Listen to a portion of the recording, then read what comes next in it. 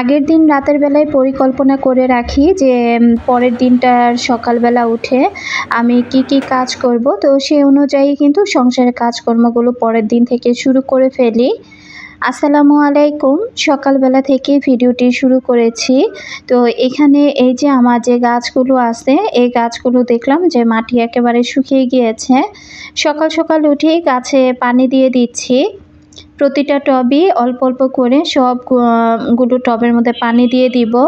আর এই যে আমার মানি প্লান্ট গাছটা, মাশাআল্লাহ গাছটা আবারও কিন্তু সেই নতুনের মতো হয়ে উঠেছে। মাঝখানে কিন্তু গাছটা একেবারে মরে গিয়েছিল পানি না দেওয়ার অভাবে। আর দেখা যায় কি ইদানিং কোনো সারও ব্যবহার করছি না, তাই গাছপালাগুলো কিন্তু অনেকটা একটু নেতিয়ে পড়েছে। তো একটু সার ব্যবহার যে করব সেই সময় বা সুযোগটাও কিন্তু আমার হয়ে উঠছে না। গাছে পানি দিতে গেলে অনেকটা সময় লাগে, তারপরেও পানিটা আগে দেবার চেষ্টা করি। তো পানিটা দিয়ে এদিক থেকে আমি কিছু গরম মশলা আর কি অফ ক্যামেরাতে ধুয়ে নিয়েছি। এটা যেহেতু বাইরে এখন খুব সকালবেলা ভালোই রোদ উঠেছে, তো মশলাগুলো বাইরে দিয়ে দিলাম। আর এই যে বালিশটা, এই বালিশগুলো বানিয়ে আনার পর থেকে কেমন যেন একটা ভেজা ভেজা গন্ধ করছিল আর কি। তো চিন্তা করলাম যে 2টা বালিশ একটু ভালো করে রোদে দিয়ে তারপরে শুকিয়ে ফেলি। বালিশগুলো আমি রোদে দিয়ে দিয়েছি। তো একজন আপু আর কি সাজিদা বেগম আইডি থেকে আপু কমেন্ট করেছিল যে এই তুলাগুলো ভালো না। তো আমি যেহেতু বালিশগুলো এখন ব্যবহার করছি, বালিশটা ব্যবহার করার পর আমিও দেখতে পেলাম যে কেমন যেন একটু গরম গরম লাগে। তো শিমুল তুলার বালিশ দেখা যায় মাথা নিচে দিলে তেমন কিন্তু একটা গরম লাগার কথা না, কিন্তু এই বালিশগুলো বানিয়ে আনার পর এগুলো মাথায় দেবার পর কেমন যেন একটু গরম গরম ভাব অনুভব হচ্ছে আর কি। তো দেখি পরবর্তীতে আবার যখন যাব তখন আর কি লোকটাকে জিজ্ঞাসা করব যে কেন এইরকম গরমটা আর কি লাগে। এমনিতে কিন্তু সফট আছে, তবে একটু গরম গরম লাগে আর কি। তো আসলে আপুটা যে লিখেছে যে এই তুলাটা ভালো না, আমি শিমুল তুলা বলতে আমার সামনে তো দেখালো যে এই তুলাটা আসলে কেমন কি, আমি কিন্তু তুলা তেমন একটা ভালো চিনি না।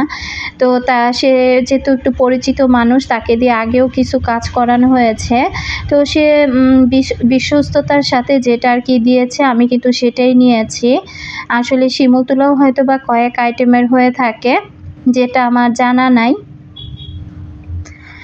তো বালিশগুলো যেহেতু ভেজা ভেজা গন্ধ করছিল, এই কারণে বালিশগুলো আমি রোদে দিয়ে দিলাম। আর সকাল হলে দেখা যায় কি যে ভালোই রোদ উঠে। সকাল দিকে কিন্তু রোদের তাপটা ইদানিং খুব বেশি থাকে, আবারও বিকালে হলে দেখা যায় যে বৃষ্টি চলে আসে। আসলে এই যে এই বছরটা আমার মনে হয় এই বছরের খুব কম সময় আমরা বৃষ্টি ছাড়া থেকেছি। এই বছরটাতে এত প্রচুর পরিমাণে বৃষ্টি হয়েছে, কি আর বলবো। আর বৃষ্টি দেখতে দেখতে এখন যেহেতু ভাদ্র মাস, এখন কিন্তু গরমটাও আবার বেশি পড়েছে। আর কিছুদিন পর হয়তো বা ওয়েদার চেঞ্জ হয়ে আবার ঠান্ডা পড়ে যাবে। এই হলো একটা অবস্থা। আসলে এবার যে শীত কেমন পড়বে আল্লাহই ভালো জানে। এবার যেহেতু গরমটা খুব বেশি গিয়েছে, হয়তো বা শীতের আভাসটাও খুব বেশি থাকবে। সকালবেলা হলে দেখা যায় যখন যেটা খেতে ইচ্ছে করে তখন সেটাই বানিয়ে ফেলি, কখনো পরোটা আবার কখনো বা রুটি। তো আজকে পরোটা দিয়ে খাওয়ার সাথে তেমন কিছুই নাই। তো এখানে আমি একটা ডিম পোস্ট করে নিয়েছি, আর অফ ক্যামেরাতে আমি চাটাও কিন্তু বানিয়ে নিয়েছি।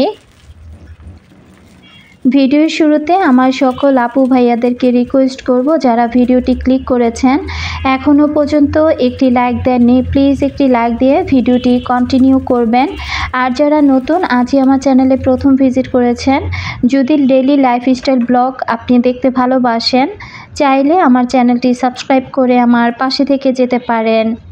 তো এই তো আমার আজকে সকালের নাস্তা ছিল পরোটা, তার সাথে দুধ চা আর ডিম পোচ। এগুলো দিয়ে আমি সকালবেলা নাস্তাটা করে ফেলবো। আর ওরা যেহেতু এখনও ঘুম পাড়তেছে, ওরা যখন উঠবে তখন ওরা ওদের নাস্তাটা করে ফেলবে।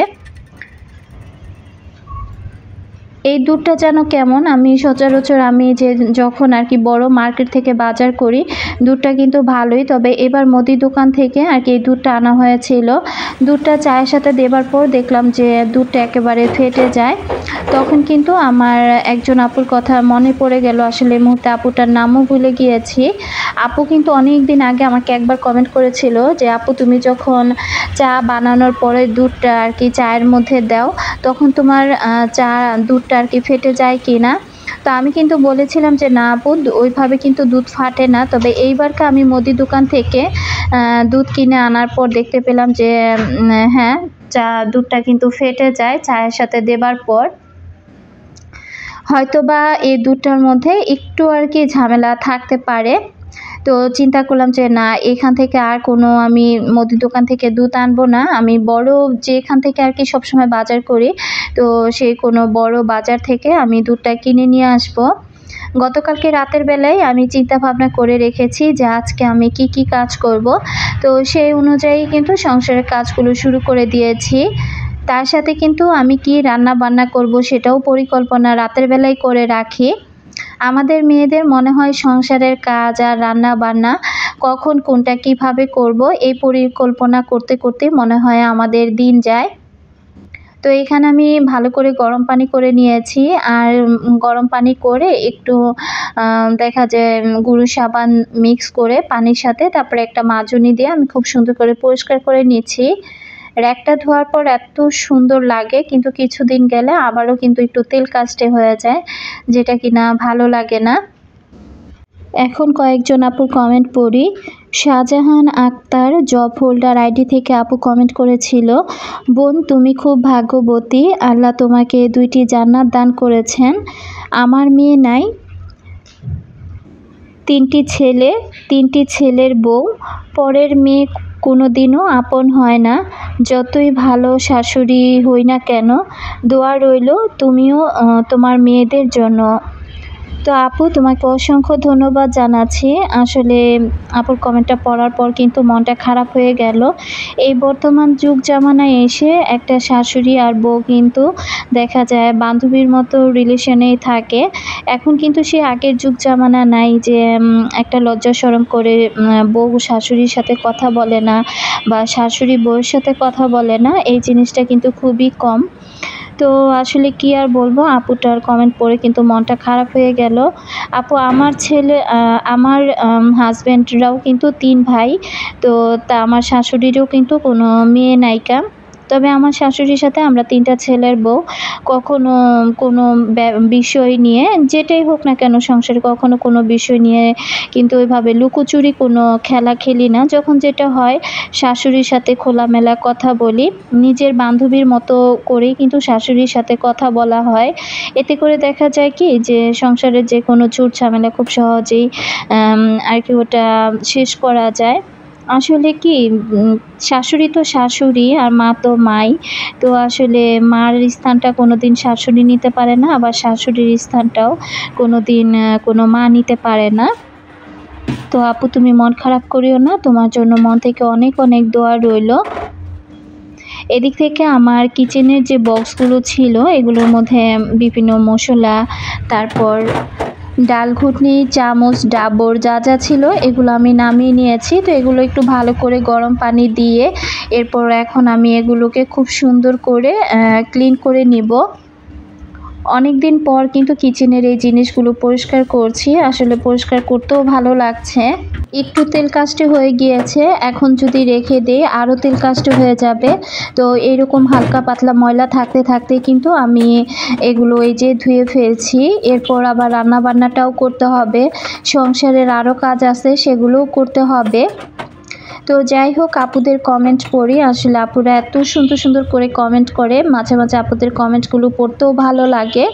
তানজিনা আক্তার আইডি থেকে এই আপুটা লিখেছিল, আসসালামু আলাইকুম আপু, আমি আপনার নতুন সাবস্ক্রাইবার, আপনি কোথায় থাকেন? আপনি আপনার বাসাটা খুব পরিপাটি করে রাখেন। হ্যাঁ আপু, আমি সত্যি কথা বলতে যে আমি পরিপাটি একজন মানুষ, আর আমি পরিপাটি করে রাখতেই খুব ভালোবাসি। তো আসলে এই মুহূর্তে একটা কথা না বলে পারছি না। এই যে তানজিনা আক্তার আইডিটা, তো এই নামে কিন্তু প্রায় ১ বছর আগে আমার ভিডিওর মধ্যে বিশেষ করে তানজিনা, তাহমিনা, তাসনিয়া, তনু, তানজিলা, এই টি নামের অক্ষরে যতগুলো নাম আছে, যে নামগুলো বললাম, একেকটা সময় একেক রকমের জিমেইল আইডি থেকে আমাকে কমেন্ট করা হতো, আর আমি সেটা খুব ভালোবাসা সহকারে সেই কমেন্টের রিপ্লাইগুলো দিতাম। একটা পর্যায়ে গিয়ে আমি জানতে পারলাম যে এই যে মানুষটা বিভিন্ন নামে, একজন মানুষ তবে বিভিন্ন নাম দিয়ে আমাকে যে বিভিন্ন সময় কমেন্ট করতো, আসলে এই মানুষটা ছিল আমার ঘরের সবচাইতে ক্ষতিকর একজন মানুষ। যদিও সে আমার ঘরের মানুষ ছিল না, বাইরের মানুষ ছিল। তো হঠাৎ করে আবার আসলে একটা মানুষের নাম তো আর একজন মানুষের হয় না, একই নামের মানুষ পৃথিবীতে হাজার হাজার জন আছে। তো হঠাৎ করে এই তানজিনা আক্তার নামটা দেখে আর কি সেই আগের কমেন্টের কথাগুলো আর কি মনে পড়ে গেল। তো যাই হোক, আল্লাহ তাআলা যদি সহায় থাকে তাহলে দেখবেন যে দুষ্ট মানুষের হাত থেকে মহান আল্লাহ তাআলা সবসময় কোনো না কোনোভাবে তার প্রিয় বান্দাকে রক্ষা করেই থাকে, সে যত দুষ্টই হোক না কেন। তবে আমি একটা কথাই বলবো যে এই টাইপের দুষ্ট মেয়ে মানুষদেরকে আল্লাহ তাআলা যেন হেদায়েত দান করেন, তারা যেন কখনো কোনো সংসারে গিয়ে এভাবে যেন কারো কোনো ক্ষতির কারণ না হয়ে দাঁড়ায়। আমি এদিক থেকে কিন্তু সব কিছু ধোয়াধুয়ি করে নিয়েছি, এখন বারান্দায় দিয়ে দিলাম। আর এগুলো শুকাতে শুকাতে আমি এখন রান্নাবান্নার কাজটা করব। আর ঘরে যে কাজকর্ম ছিল সেগুলো আমি মোটামুটি করে ফেলেছি। স্বাধীন সম্রাট আইডি থেকে আপু কমেন্ট করেছে, আসসালামু আলাইকুম আপু, কেমন আছেন? ওয়ালাইকুম আসসালাম আপু, আলহামদুলিল্লাহ আমি ভালো আছি। আপনি কিভাবে টাইম মেনটেন করে ভিডিও দেন আপু, এত কাজ করেও?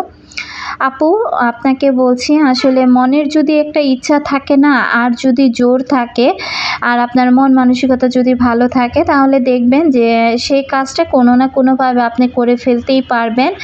আমি কিন্তু কখনো বলি না যে আমি এটা করব না বা আমি পারবো না, এমন কিন্তু না। আমি কিন্তু যখন চিন্তা করি যে না এই কাজটা আমি করে ফেলবো, তখন কিন্তু ওটা আমি করেই ফেলি।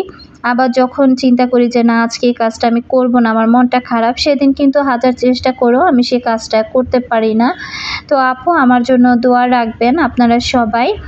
আর তানজিনা আক্তার আইডির সে আপুটাকেও বলতেছি যে আপু আপনাকে অসংখ্য ধন্যবাদ জানাচ্ছি। আমি কোথায় থাকি আপু এটা জিজ্ঞাসা করছিল, তো আমি কিন্তু সাভারের মধ্যেই থাকি আপু। তো আপনার জন্য অনেক অনেক দোয়া রইল। তৌফিক আহমেদ আইডি থেকে আপু কমেন্ট করেছিল, আসসালামু আলাইকুম আপু।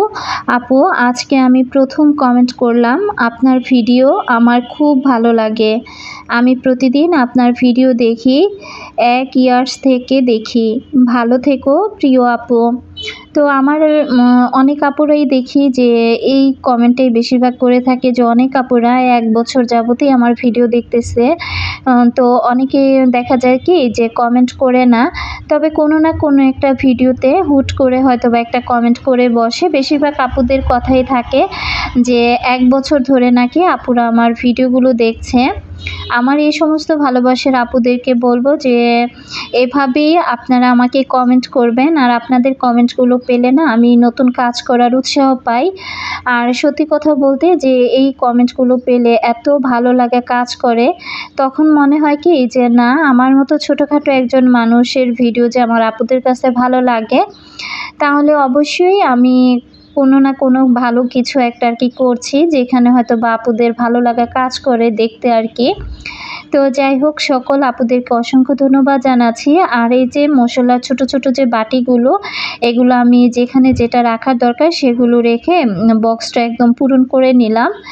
আর ওই বাটিগুলো এখন আমি ধুয়ে পরিষ্কার করে নেব। এর মাঝখানে কিন্তু আমি ঘর দুয়ার ঝাড়ু দিয়ে নিয়েছি, তার পাশাপাশি রান্নাটাও করে নিচ্ছি। আমি কিন্তু চিচিঙ্গা ভাজি করেছি, আর এখানে আজকে ডাল ভুনা করে নিচ্ছি। তো একটু আর কি ধনিয়া পাতা দিয়ে দিলাম। ধনিয়া পাতাটা খেতে আমাদের ঘরে সবাই খুব পছন্দ করে। আর এখনও কিন্তু এই যে র্যাকটা শুকিয়ে গিয়েছে, র্যাকটা আমি কিচেনে নিয়ে আসছি। আনার পর এখন যা যা আছে আমি সব কিছু এক এক করে এই কিচেন র্যাকটার মধ্যে গুছিয়ে নিব। আমি কিন্তু এক পাশ থেকে রান্না বান্না করছি, আরেক পাশ থেকে আমি এই যে সংসারের কাজগুলো কিন্তু করে ফেলছি। আসলে যদি এক কাজ নিয়ে পড়ে থাকি তাহলে রান্নাটা আবার দেরি হয়ে যাবে। এই কারণে এক পাশ থেকে রান্না করছি, আরেক পাশ থেকে এই যে কিচেনের একটা গুছিয়ে নিলাম। তারপরে বিছানাপত্র ঝেড়ে এসেছি, ঘর দুয়ারও ঝাড় দেওয়া হয়ে গিয়েছে। তো যাই হোক, এখন আরেকজন ভালোবাসার আপুর কমেন্ট পড়ি। খাদিজা বেগম আইডি থেকে আপু কমেন্ট করেছিল, আপু তোমার মেয়ে যে এইচএসসিতে পড়ে, তোমাকে দেখলে একদমই সেটা মনে হয় না, তোমাকে একদমই অল্প বয়সী মনে হয়। তো আপুর কমেন্টটা পড়ে আসলে আমার খুব হাসি পাচ্ছিল। আমি যখন ভয়েস ওভার করি কিছুদিন আগে একজন আপু আমাকে কমেন্ট করেছিল যে আপু অনেক দিন যাবত আমার ভিডিও দেখে, কিন্তু আমার সব কিছুই ভালো লাগে, তবে আমার ভয়েসটা একদম বাচ্চা বাচ্চা শোনায়। তো ওই আপুটা যখন এই কথা বলতেছিল তখন আপুকে বলছিলাম যে আপু আমি তো কোনোভাবেই আমার ভয়েসটা আর চেঞ্জ করতে পারছি না, কারণ ভয়েসটা আমি কিভাবে আর কি বয়সটা হয়তো বয়স মিথ্যা বলে এটা সেটা বলে বাড়ানো যায়, তবে ভয়েস তো চাইলেই আমি চেঞ্জ করতে পারতেছি না। তবে আজকে এই যে খাদিজা আপুর কমেন্টটা পড়ে আজকেও আমার হাসি পেল। আসলে আপু অনেক সময় বোঝা যায় না, আসলে আমরা মেয়েরা সবসময় সংসারের কাজে এতটা আর কি ব্যস্ত থাকি, তো দেখা যায় কি দিন শেষে নিজেকে যদি একটু পরিপাটি করে রাখা যায় না, তাহলেই কিন্তু দেখবে যে চেহারার মধ্যে অন্যরকম একটা চেঞ্জ চলে আসে। সংসারের কাজগুলো করতে করতে যখন একেবারে নিজেকে আর চেনা যায় না বা একদম নিজের অবস্থা খারাপ হয়ে যায়, তখন কিন্তু দিন শেষে ঘরের মানুষটাই এসে বলে যে আমি নাকি কাজের বেটি রহিমা, আমাকে দেখতে একটু ভালো লাগছে না।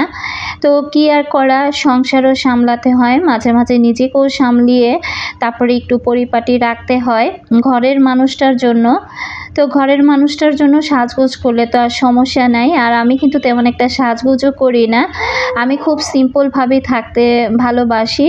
আর দেখা যায় আমার সাজগোজের মধ্যে আমি কোথাও গেলে হয়তো বা হালকা একটু লিপস্টিক দিব বা একটু কাজল পরব, ঘরে থাকলেও কিন্তু ঠিক এভাবেই আমি হালকা পাতলার মধ্যে একটু সাজগোজ করে থাকি। তো যাই হোক আপু, তোমাকেও অসংখ্য ধন্যবাদ জানাচ্ছি। একটা সময় গিয়ে দেখবে যে এই মানুষটাই কত বয়স হয়ে গিয়েছে। দিন শেষে কিন্তু এই বয়সটা আমরা কেউ আর ধরে রাখতে পারবো না, সময়ের সাথে সাথে বয়স চেঞ্জ হবে, তারপরে নিজের কণ্ঠ চেঞ্জ হবে, এইভাবে কিন্তু দিনগুলো আমাদের পার হয়ে যাচ্ছে। তো যাই হোক, কথা বলতে বলতে আমার রান্না বান্না শেষ, ঘরের কাজ শেষ, এরপর টেবিলে খাবারগুলো দিয়ে দিলাম। আজকে রান্না করেছি ডাল, ভাজি আর মাছের পেটি।